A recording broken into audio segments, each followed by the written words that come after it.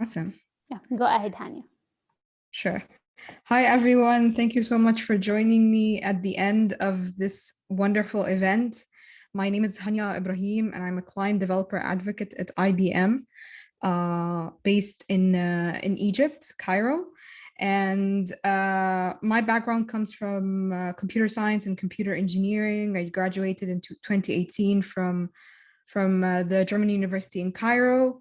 And then I joined IBM as a developer advocate. Currently, I assist in client projects, helping POCs, helping demos, helping win deals for IBM in terms of data and AI services. So today's workshop, we're gonna be jumpstarting the journey of chatbots, because chatbots right now are such a hot topic, as Noor mentioned, especially during the pandemic, where everyone had to shift into digital transformation in order to sustain their businesses, in order to make everything available for everyone online, because people couldn't be there present for the fear of them catching or being exposed to the novel coronavirus. Today's agenda would be, I'll be mentioning some interesting event that is upcoming for us at IBM, which is the Data and AI upcoming conferences. And I will be just giving you just a brief and letting you know about the important dates for that. Then I'll go into some chatbot intro, what are chatbots in general, different types of them, how you can start your chatbot journey and planning to create a chatbot. Then we're going to go a bit into the Watson Assistant service in IBM Cloud, where this is the service that we use in IBM to create the chatbot from scratch. And I'll be then going into the lab, show you how to create a chatbot and how to integrate it in a web app. So let's get started. So we have a very, very interesting initiative at IBM called the Digital Developer Conferences. It happens every year with different topics multiple times a year. Last month we had topics around AI ops and integration, dealing with microservices and a lot of open source stuff. This month, in June 8th, we have the data and AI topic. It's going to be a lot of focus, a lot of sessions. We're going to have 2 courses with all of the sessions available for you to even get a badge, and a lot of hands-on sessions, as well as a lot of keynotes available for you to get to know new technologies. There's going to be a Twitch stream going live with the interviews while the conference is running. So the conference is like, the sessions are available on demand, kind of like a Netflix model, if you would say. So you can pick and choose and watch whatever you want. You're not restricted by timeline, and replays are available right away once the sessions are posted on the website. So let me share the link to registration in the chat here. It's a very interesting event, especially for people that want to get a view on where the technology, specifically the data and AI technology, shifts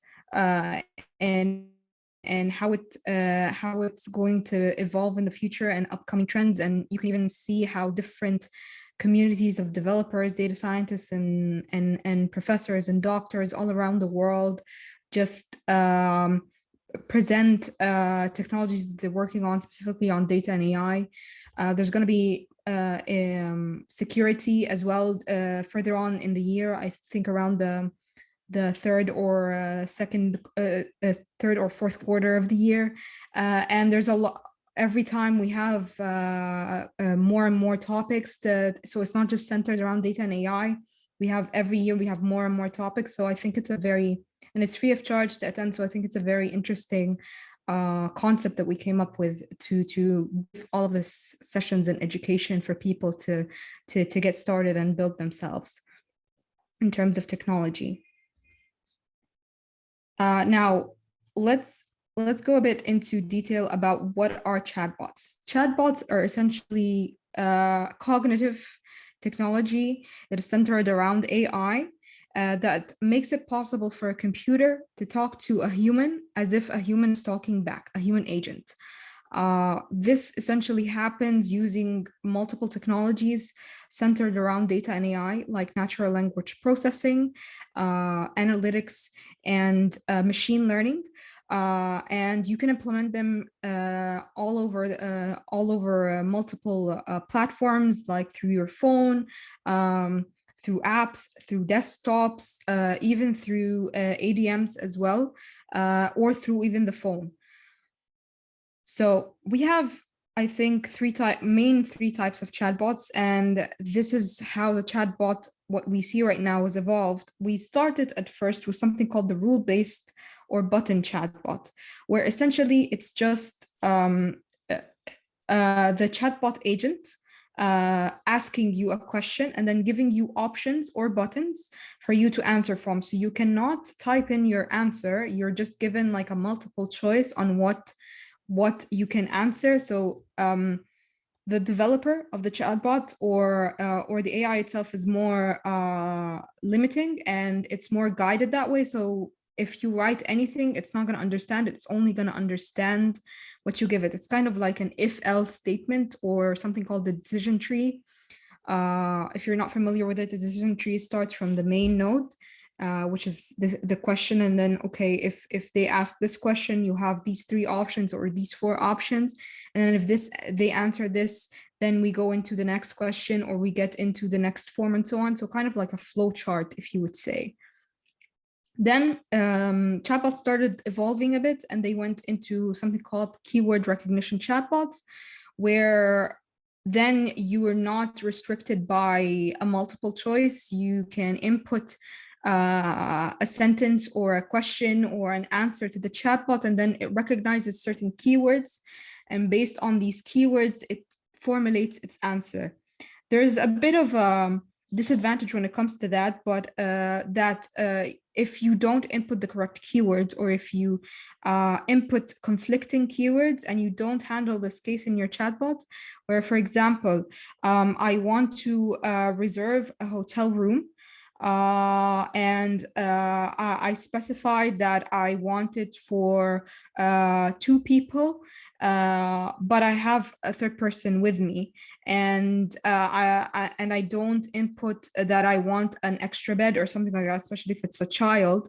It's not gonna do the job correctly, where it would request what you want, because it's not going to catch anything or even ask you, because it just caught what the double room booking, and then it's okay, I'll book the room for you, and that's it. I'm just going to end the conversation with the confirmation of the booking. It's not going to continue on asking you any questions or give you any context, which brings us to the last evolved form of the chatbot, which is the contextual chatbot. Currently, this is the most advanced one, and I'm sure in the future we're gonna have more and more evolutions of chatbots.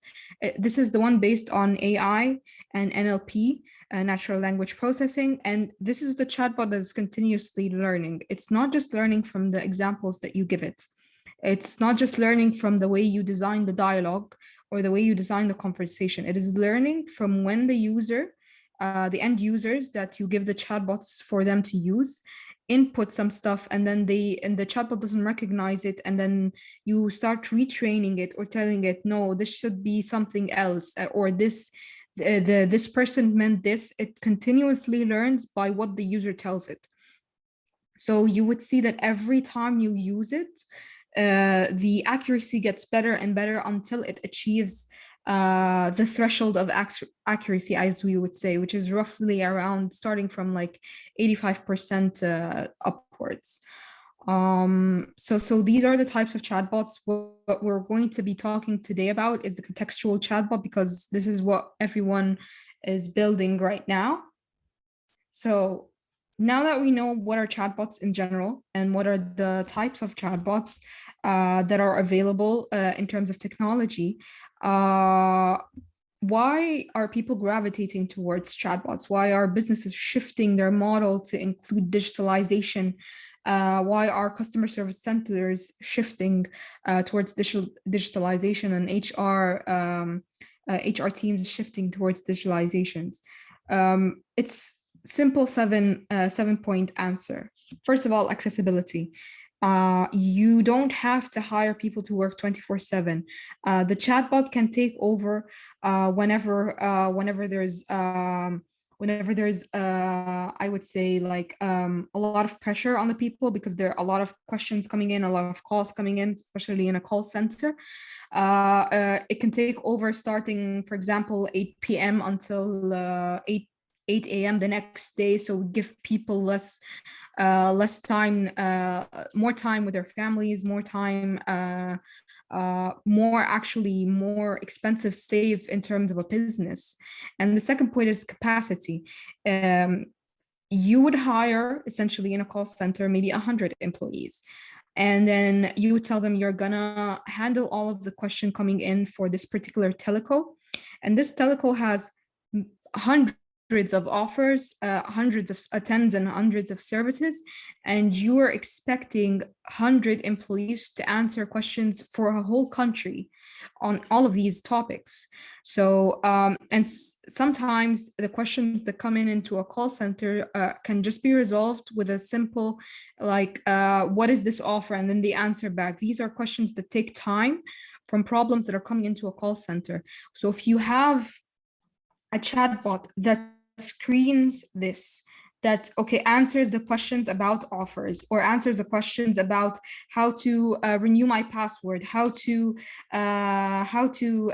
pay my bill, how to get a new SIM card, for example, then you can give the people working in a call center time to answer the more serious questions, the more serious complaints. So you're giving your employees less work, but you're also giving them time to work on serious examples. So this saves you money as a business and saves your employees time and effort in answering these menial questions, if you would say. And number three, it's platform agnostic. You can deploy it on a mobile app. You can deploy it on a web browser. You can deploy it on a desktop app.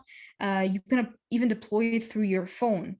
Number 4 and 5 are, I feel like they're very similar, which is customer insights and customer satisfaction. Customer insights, you're gonna see through the analytics what they're asking about more, what they're more interested in.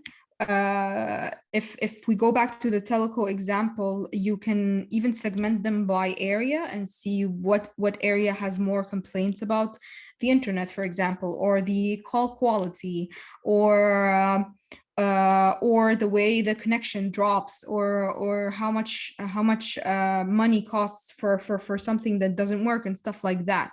So once you get these insights, you can start formulating your offers, you can start formulating your next product, or you can even improve your product to satisfy your customer, so that when you, for example, have a lot of insight on people in, for example, East Cairo that are complaining about network dropping, then you can go to your engineers, your network engineers, and tell them this location has a lot of network issues, there's internet issues, there are call dropping issues, we need to fix that. You can then improve, so then you would get more customer satisfaction.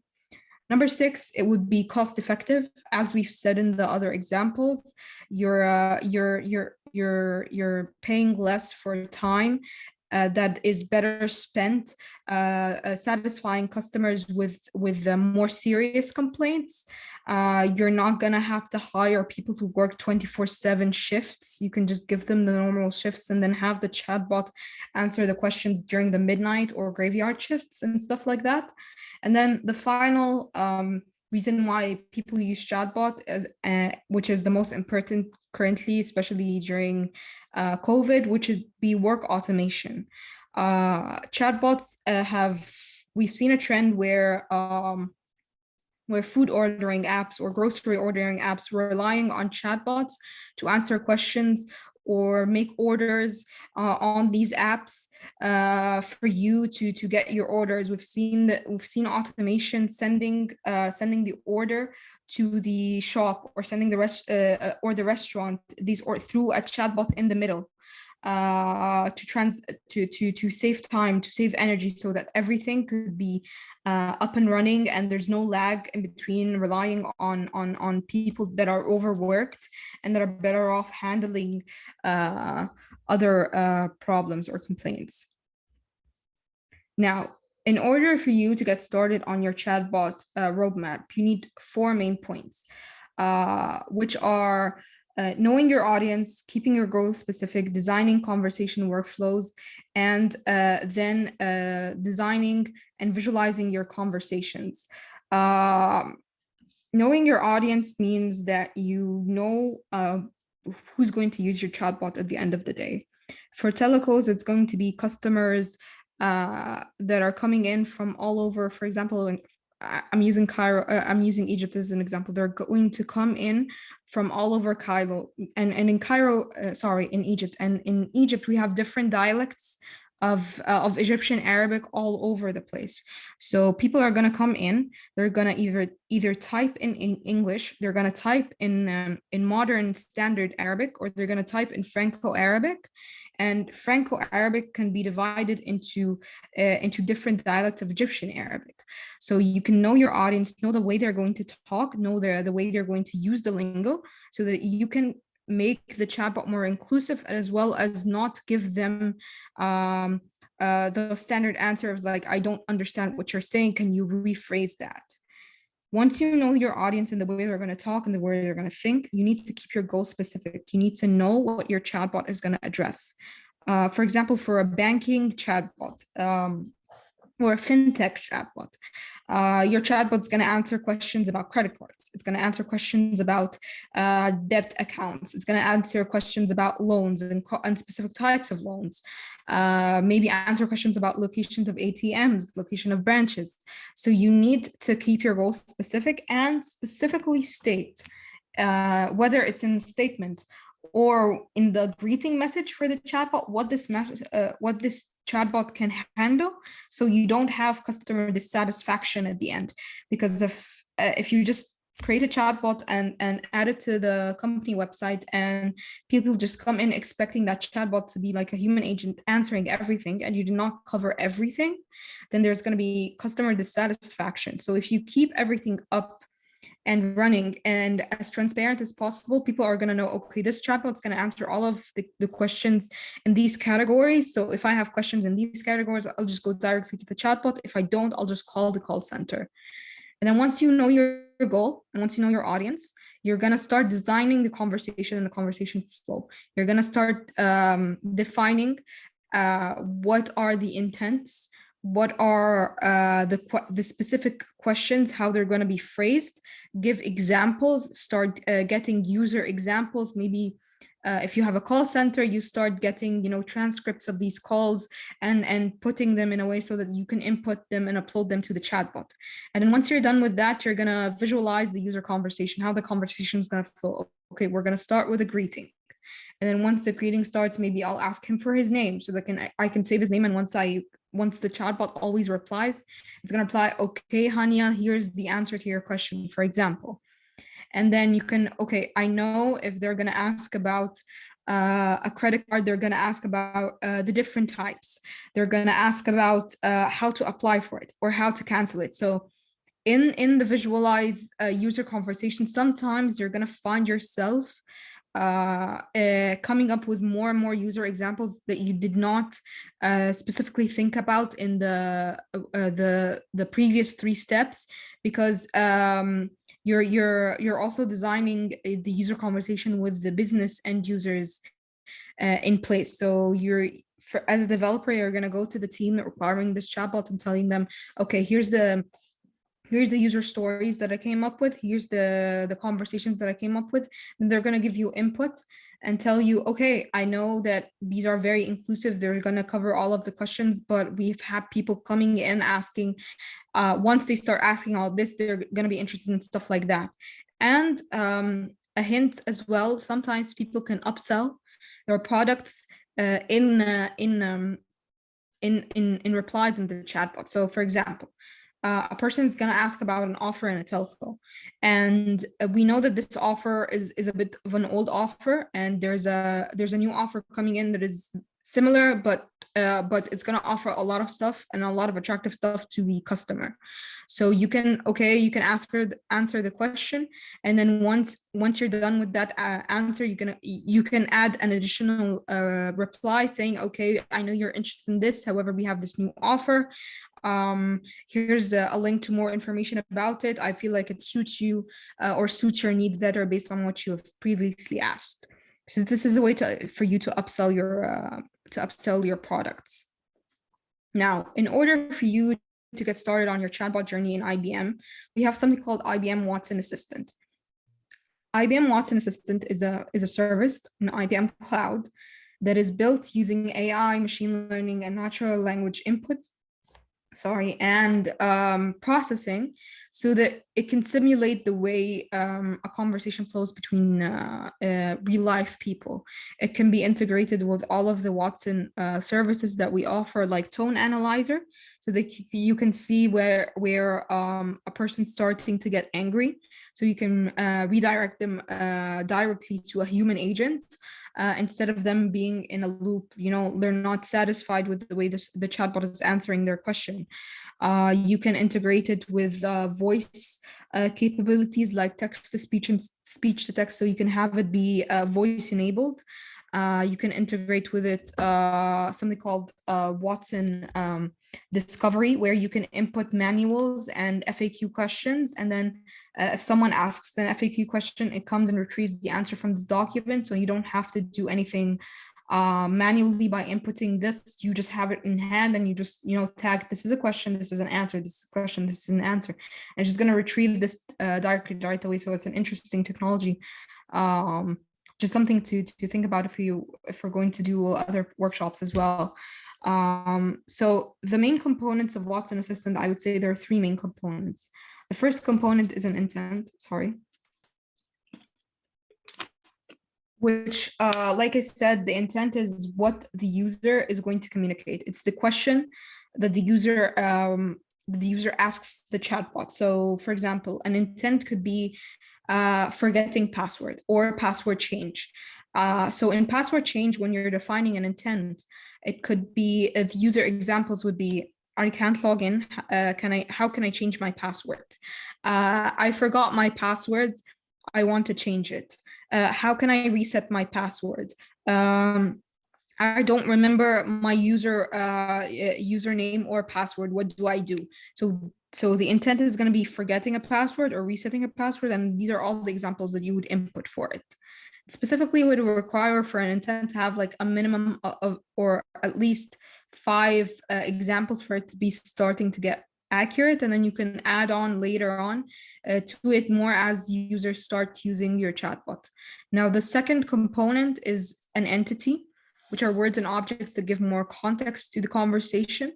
For example, if we refer to the forget password example, you can say, I forgot my enterprise or Outlook password. What do? I forgot my Google password. I forgot my Facebook password. I forgot my Instagram password. These are essentially the same intent, but they have different entities in them. Therefore, the answers will be different based on the fact that these passwords are related to different platforms, different social media platforms, or different mail entities. So this is where you get to kind of customize the answer with detecting the intent and entity, both so you can get a more accurate response. And then the third and the skeleton of Watson Assistant would be the dialogue. This is where you design the flow of the conversation based on the intent and entity.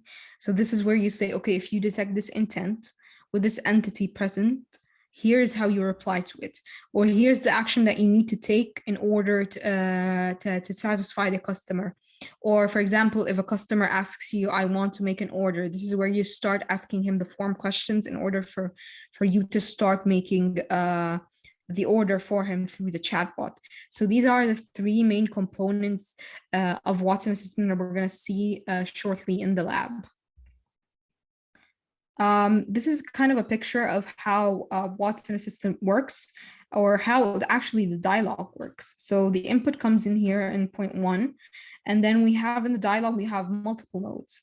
And these nodes can have children nodes, so subnodes, if you would say. So the first node would be a condition, which would be detecting an intent or an entity, or even both. And then it satisfies you with giving a response. The response could be an option, which would be something like the rule-based chatbot. It could be an image. It could be a link to a location. It could be text. It could be just about anything. And then once you start inputting your user input, the intent that is detected is going to traverse through the nodes and see which one is the best fit. So here in this example, it goes to node 2 because this is the best fit, and then it goes to child node 2 because this is where it satisfies both of these conditions. So for example here, what are your cupcake flavors? So we have node 1 saying cupcake menu, and then child node 1 saying gluten-free, and then child node 2 is just something that does not contain a type in the question. So you would go to node 1, and then you would go to child node 2, and then respond with we offer cupcakes and vanilla, mocha, and red velvet flavors, because they did not include the gluten-free type here. So other components of Watson Assistant that are present in the service are slots, contexts, variables, and jumps. Slots are essentially how you would define a form, like a Google form or SurveyMonkey or stuff like that, and embedded inside of your chatbot. So for example, if someone's ordering a pizza, you would start a slot saying, okay, what type of pizza do you want? And then what size of pizza do you want? And then do you want any additional toppings on it? So once you're done taking all of this information from the user, you're going to save it into something called context variables, which are just like variables in coding, where you just like assign values based on the person's response, and then have these context variables available for you to pass on to your code in order for it, or pass on to the restaurant in order for it to make the order. Another way to use context variables is detecting the name at the beginning of a conversation. So you would start off the conversation with, hello, my name is whatever. My name is Watson. I'm here to help you with all of your questions around blah, blah, blah. Can you please tell me what is your name? And then the person would respond with, my name is whatever. My name is Hania. And then you would take Hania and save it into a context variable called name, so that every time you respond, you would say, okay, Hania, here's your response. So that it feels like it's more personal. It feels like it's more human-like. And then the last thing would be jumps, where you would skip to different nodes if something is not relevant, or you want to go, okay, I know this person is gonna answer this question, ask this question, sorry, and then you want to jump straight away to detecting this condition because I know they're gonna ask this question right after it. Just a way for you to do like nested ifs or nested conditions. So now that we've gotten like an intro on chatbots and an intro about how to start planning your chatbot journey and an intro on Watson Assistant, we're gonna go into the lab. If you have not already, please sign up or log into your IBM account in this link. I'll let me put it. Okay, there we go. Or actually, there we go. I've put it in the chat. The second link is going to be a link to a GitHub page containing the code, the full code of the web app that we're going to deploy once we're done with the chatbot, with the simple chatbot that we're going to design today. Did you guys sign up for or log into your IBM accounts, or do you want me to give you a minute or two?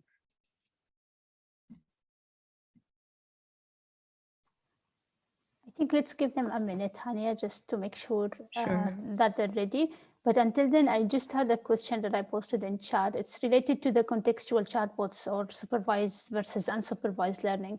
We still see some basic chatbots here and there, but we're not seeing the advanced experience with bots. And we saw Microsoft's experience with the chatbot they released on Twitter, and it was unsupervised learning and ended up with the chatbot becoming or learning discrimination from the input that people were giving. So where do we stand in terms of the maturity of bots, and which type of bot you see is more adopted in markets today? Okay, so I see bots that are adopted in markets today, and from projects that I worked with in telecom Egypt, in telecom companies in Egypt, they're using supervised learning. They're not using unsupervised learning because that could cause anomalies, as you've said. Specifically that you want to keep everything locked into a use case of telecom. You don't want it to learn anything else, specifically because you have a team dedicated for this, and they handle multiple projects as well, so you don't want to spread them too thin. So I've seen in enterprises and in companies, they're relying more on supervised learning as opposed to unsupervised learning. So so this is where I see how the contextual chatbots are being adopted today in the market. They're not using unsupervised, specifically if they're going to be deployed into an enterprise company or into a multinational company. They cannot have any problems that happened like what happened on Twitter. They're restricting everything to be supervised, so that there are nothing that goes into this. And I've seen a trend in banking where they don't have the chatbot really start giving any applying for loans for people, because again, there's a problem with this. Sometimes the use cases that we're feeding it into are a bit are less than what we want in terms of bias, in terms of discrimination. So they're still giving the human edge of it to people so that they can do it. They're not giving they're not giving the AIs or the chatbots full control over this. And this is like based on regulations in the banking industry and stuff like that. Thank you, Hania. I guess, yeah, let's proceed with the demo. Sure. Okay, let's see. So once you guys have signed up to IBM Cloud, you're going to go to cloud.ibm.com. Here's a quick view of what you're going to see. You're going to see your dashboard with the resource summary, where it has all of your apps and services and storage if you've created them already, if you've had experience with it. And you're going to see you're going to have here Cloud Foundry functions, which we're going to go into in a bit. There's a section for Kubernetes and OpenShift as well, if you want to dive into open services, open source microservices related apps. So the first thing that we want to do in terms of a lab, we're going to go to the catalog. Press here. And this is where we host all of the services that we offer in IBM Cloud, and we want to type in Watson. And let's go ahead. These are all the Watson services. We have Watson Discovery. Like I mentioned, this is where you input the FAQ PDFs and stuff like that, so you can integrate it with Watson Assistant to answer FAQ questions. You have the machine learning service, Watson Studio, which is kind of like a platform for an all-around data and AI or data science projects to be handled. You have your environment already set up. You don't have to download stuff. You don't have to set up libraries for Python or R. Everything is all set up for you. You have Knowledge Studio. You have the natural language classifier service and stuff like that. So what we want to do is we want to go and click on Watson Assistant. And you're gonna select the closest location to you. I specifically sometimes select either Frankfurt or Dallas, US, just because sometimes they're the most up to date in terms of regions. They get the rollout. Specifically, London is also closest. But I always choose Frankfurt and Dallas, and you're gonna choose light in terms of the plan and click create. I'm not gonna click create now just because I have two services already running, so I can't create another one. And once the service is up and running, you're gonna go into a page just like this. This contains your API key, which is your kind of like your username, password, and the URL and the gateway URL for the Watson Assistant. It's going to contain here a services credentials option, so you can create more credentials for people and restrict access. You can create with roles like manager, writer, or reader, so they don't, maybe like if you want to have an auditor come in, you can just give them the reader access so they don't mess up anything that you already have. This is where you manage your plan if you want to change it. And this is where you manage connections to an app that is deployed on the cloud. So what we want to do is we want to go and click on Launch Watson Assistant.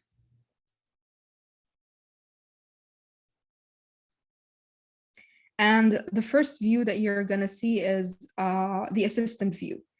And then you're going to see something called the skills view. Now, the assistant is kind of like a human. An assistant, a human can have multiple skills. They can speak Arabic, they can speak English, they can know about science, they can know about art. So think of it as an assistant has multiple skills. So the first thing you do is you create an assistant, give it a name. Maybe I'll call it Arab, WIT, and then create it. Then you want to teach your assistant skills. This is where you add an actions or a dialogue skill.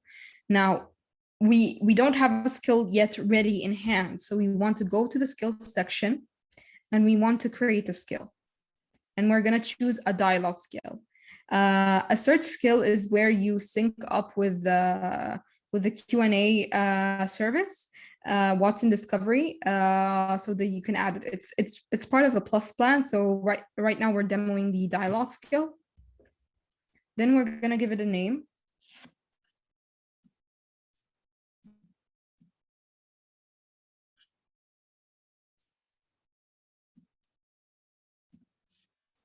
Let's see, Arab, the IT. You can also use a sample skill. We have the customer care sample skill and the upload skill. Here, you can just upload a JSON if you've already created one. So I'm just going to create one from scratch. And I'll choose the language as English and create skill. So here I have an empty dialogue, an empty intents, an empty entities. And what I want to do, like we said first, is we want to create an intent. For today's chatbot, we're gonna have a chatbot that answers questions in both Arabic and English on the latest Corona numbers or the latest COVID numbers. So let me create an intent and give it a name. We're gonna give it Corona _ numbers. And let me create that intent. Actually, Dr. Rasha have a question on chat. She says she do not have create an assistant option. Dr. Rasha, is it from the Watson Assistant skill? Sorry, if from the Watson Assistant point of view, you don't have this option? Yes, so I'm trying to share the picture that I had. It looks like because it's my first time getting in, I have a whole different screen than what you have. Okay, do you want to share the screen and show me? I can.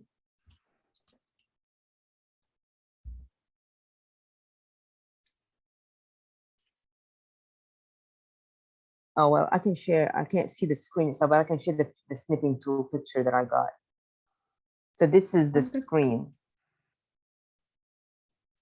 This is what I got. So there's no create. It basically gave me my first assistant. It told me that I could preview. And then it gave me this information. And then it said, try the plus plan. And then it said, showed me steps to go live. Okay, And options to upgrade. I don't see her screen yet. Yeah, maybe try to unshare and then her screen. Okay, let me stop this sharing. And There you go. I'll hold on one second. Oops.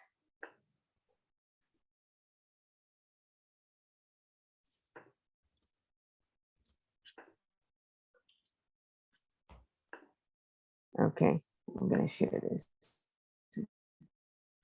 now. There.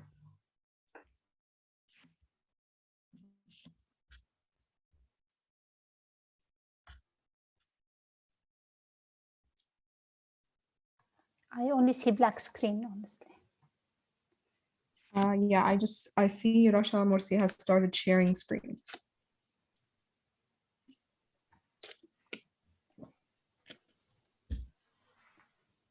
I'll stop my camera and then I'll share.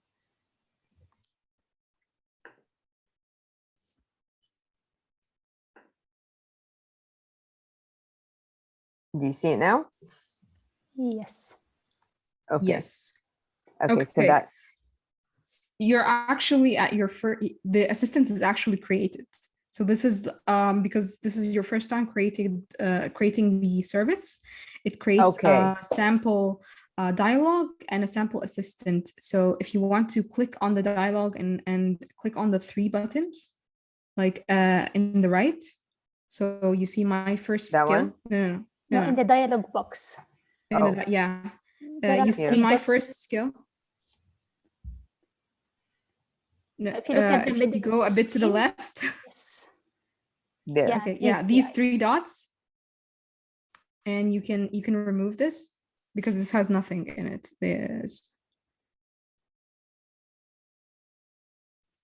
And then you can add actions or dialogue skill. And then create skill. And then you can start creating yours here. And then in the skill type, just choose dialogue.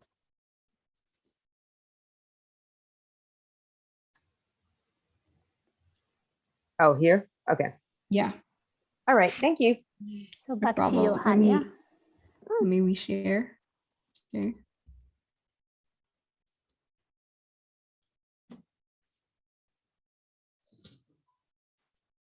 Okay, can you guys see my screen now? Yes.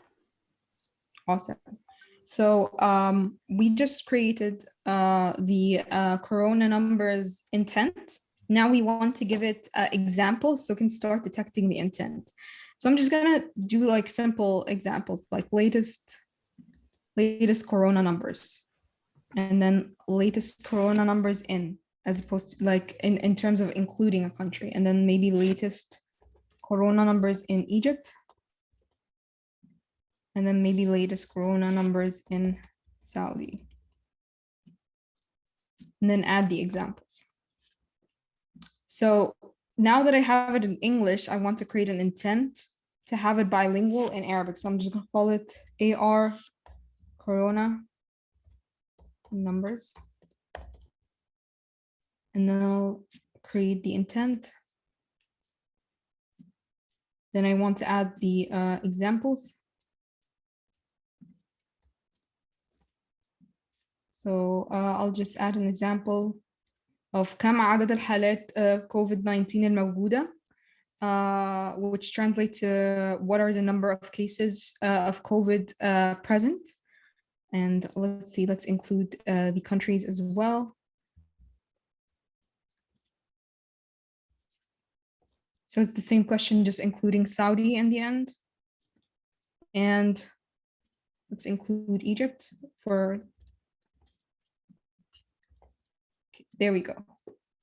Okay, so you can add more than this. This is just for a simple use case. You can add more ways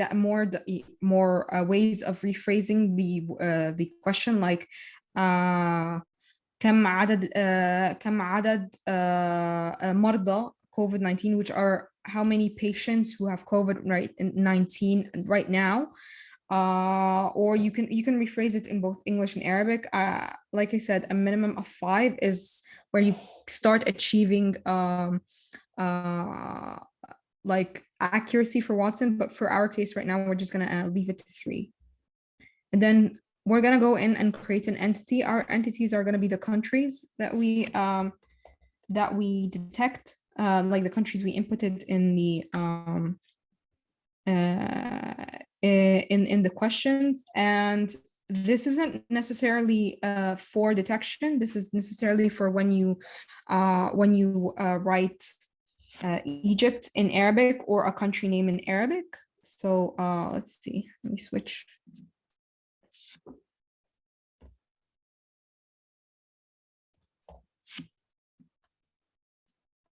So by that, I mean that when you detect an intent, the value that is passed on to your code is going to be the synonym variable, or what you actually write in the question.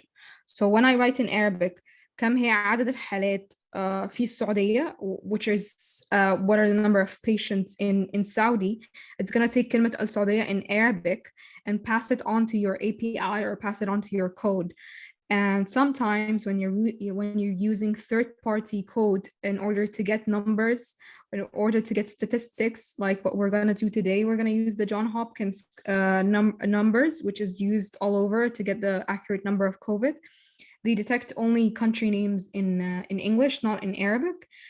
So this is a way for us, when we detect the country name in Arabic, to pass on the name in English, so that the code can run without any errors.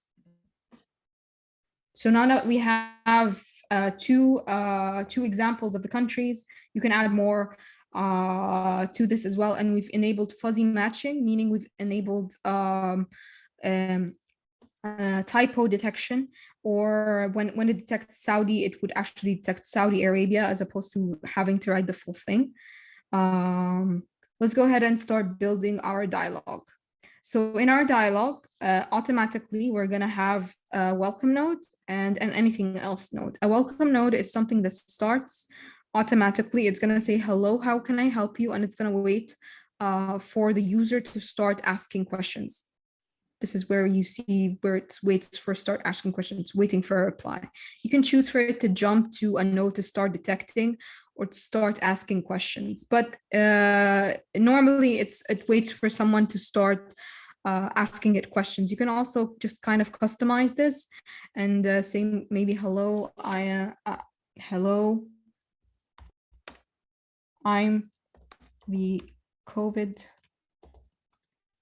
Oh, wait, sorry.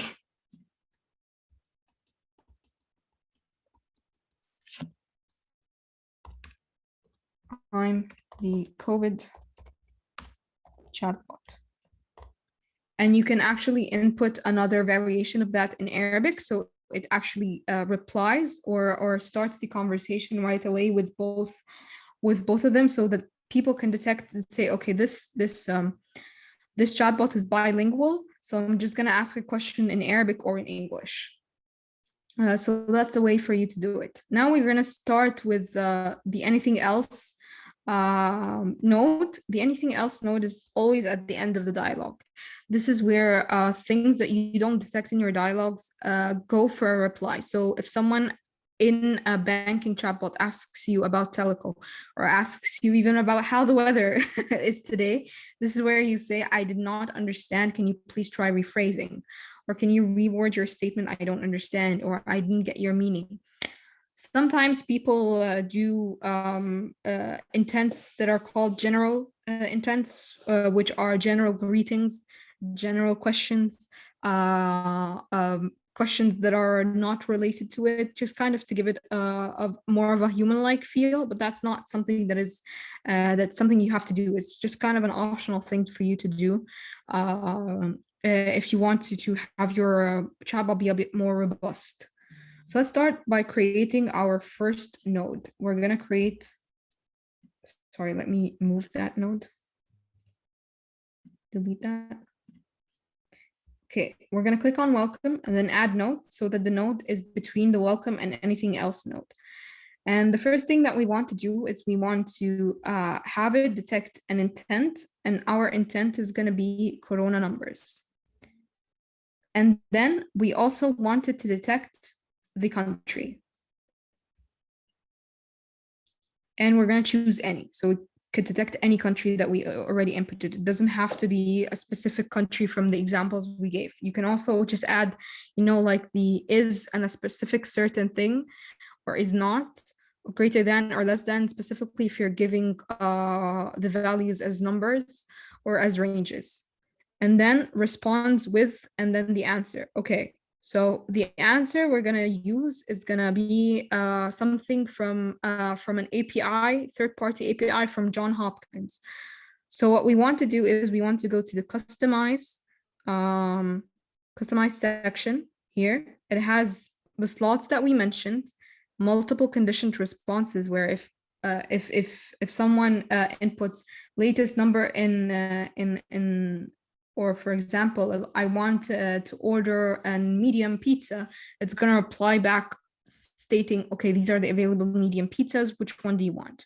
Or if I want to order a small pizza, these are the available small pizzas with their prices, which one do you want? And then the call out to webhooks, this is where you make it available for you to add an API call so that you can get information from a third party or something outside of the service. So we're going to enable the call to webhooks and the slots to get information about the countries, and then click apply. So we're going to see that the node changed and has right now different things in order to input.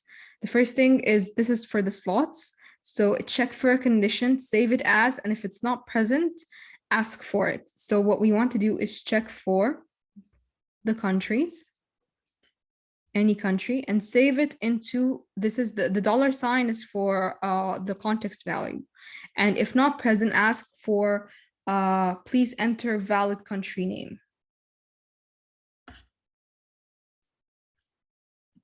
And the next thing we're going to do is we're going to go and start creating our API call. So our API parameter, I actually have it right now, the code. Let me load it real quick. My code asks for 3 things. It asks for a type. It asks for the language, because this is a bilingual API. And if you're asking about the country, it asks for the country. So these are the parameters that we're going to give to the API call. So we're going to ask for type, and then we're going to give it type API. Then I'm going to add another parameter, which is going to be language. And then we're going to give it ENG. And then we're going to give it country. And sorry, I'm just changing that into countries. There we go. And then the return variable is webhook underscore result underscore 1. I'm just going to change that into corona numbers. This is where the JSON object that returns from your GET request for the API is saved. And then if the assistant recognizes corona numbers, respond with and enter the response. So what we want is we want the response to be, okay, here are the corona numbers. The text is going to be this.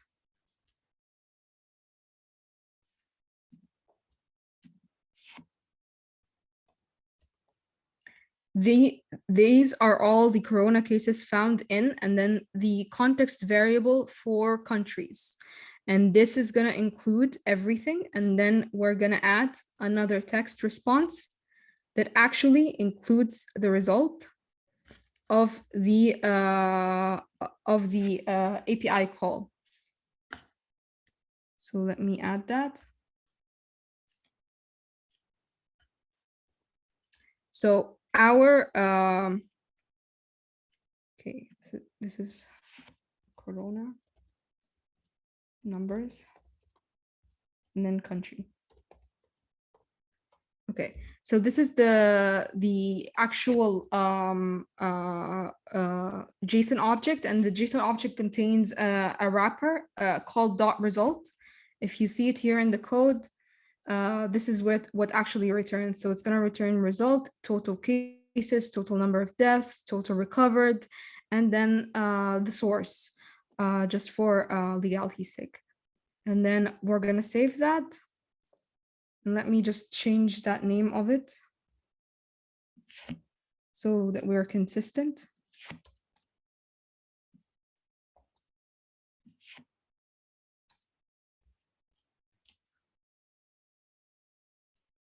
Okay. And let's try it. So it starts with, hello, I am COVID chatbot. How can I help you?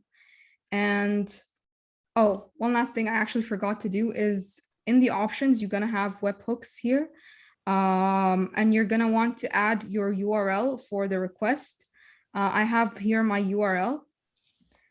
Depending on what you're using, whether you're using IBM Cloud Functions, whether you're using Postman, it's just going to give you a URL for your API. And if it's returning JSON, just add a .json to the end. Sometimes the URL doesn't end with a .json. It's just going to end with the name of your API. So just add a .json to the end in order for it to retrieve it correctly. And yeah, there's a question from Manar. She's asking, from where do we get the code from, the code that you just showed? Okay, so this is code that I actually wrote.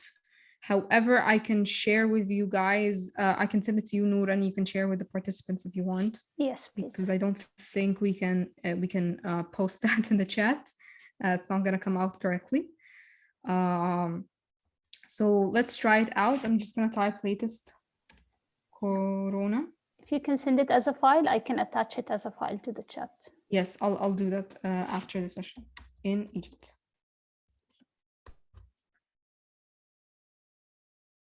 Okay, there you go. These are all the corona cases found in Egypt. Result is total cases, and then total deaths, and then total recovered, and then the source.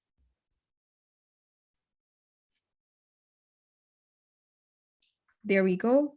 And then if you want to deploy this assistant to a web app that I give you guys the link to, the code in the chat. This is the link to the code. It has all of the information needed for you to start up. The only thing that you're gonna do is you're gonna download the code as a zip and then just unzip it and just open up any text editor that you have. You're gonna find a file called .env.example. It's gonna have all of these things empty, like the values are empty. Just rename it as .env, and then I'll show you guys how to get the information here so you can fill it in. Now, let me go. Let's launch here. Okay, so if you go into your assistants and then you go into settings, you'll see your assistant name, you'll see your assistant ID, and then you'll see your API key. So here, your assistant ID is this one. Your API key is your assistant IAM API key. And both of your URLs, you're gonna get from, let me see, yes, from this page. This is the IBM Cloud page for your assistant, and this is your URL. It's gonna be gateway.fra watsonplatform.net/assistant/API. I'm just gonna copy that and just gonna add it to both here and here. Then you want to go into your terminal and do an npm install as stated right here in the code.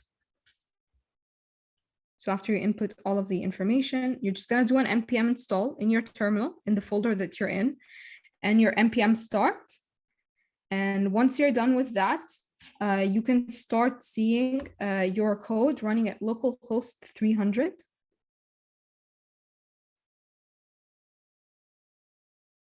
if I go here. Okay, this is a different chatbot just because I didn't change the assistant IDs, but it's the same chatbot. It's just one I was testing before designing this workshop. So if I write latest corona numbers, it's going to show me these are all the cases numbers found, total cases, total death, total recovered. And then if I write latest corona numbers in Egypt, it's going to reply back to me with all the numbers in Egypt. And in this section, it's going to show you the JSON objects that the user sends, and then the JSON objects that Watson sends in order for you to display this. In the code itself, in the HTMLs, the index.html, I would say it's actually in public, and then index.html. Just find the testing or the payload panel and just comment that out in case you want to use this code in order for you to start testing. I usually keep it here in case I'm testing what's being received so that I can debug it correctly. I'm gonna actually send you guys the code for the full chatbot that I designed. It's called, I called it Bark, just because I've worked with something like that. It's gonna have all of the dialogue for Corona news in English and countries, in Arabic and in countries, and Corona news and then Arabic Corona news itself. It's gonna have all of the information about the webhook. You're just gonna change the link to your link. And I'm gonna show you real quickly how to create a webhook when you get the code. So you want to go to this left-hand side menu, and then you're gonna choose functions, and then you're gonna choose actions.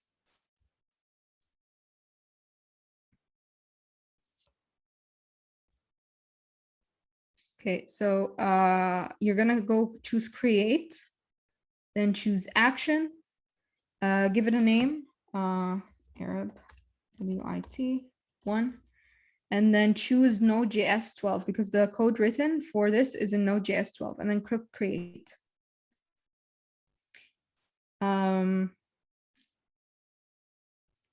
Here it's gonna give you just like, you know, a default code. So what you want to do is you want to go to the file that I created and just copy this, put it here, save it, and then go to endpoints, enable as a web action, which would show you this link. This is the link that you're gonna take, copy. Let me save so I can copy. I'm gonna copy here and go to webhooks and input that link. And like I said, at the end of this link, just add .json so that it can return the object correctly. So this is how you can deploy the web app with the IBM functions. I'll be sending you guys all of the details. And I see, where do we get the code? Oh, I'm getting the code right away. Sorry, Noor, I took a lot of time, but if you guys have any questions, please write it in the chat, and Noor, I'll send you my contact information so anyone can contact me right away if you have any questions about this tutorial. Sounds good. Thank you very much, Hania. We really appreciate you taking the time to walk us through this. I'm going to stop the recording.